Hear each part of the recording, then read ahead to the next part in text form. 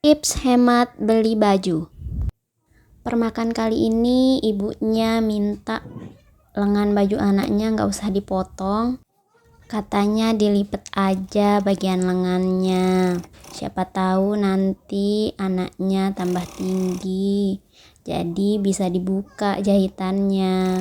Ya sudah, ini kita kerjakan sesuai dengan permintaan customernya. Sebenarnya ini kalau minta dipotong malah tambah ribet. Kenapa? Karena ini kan dia lipetnya cuma 1 kali lipat.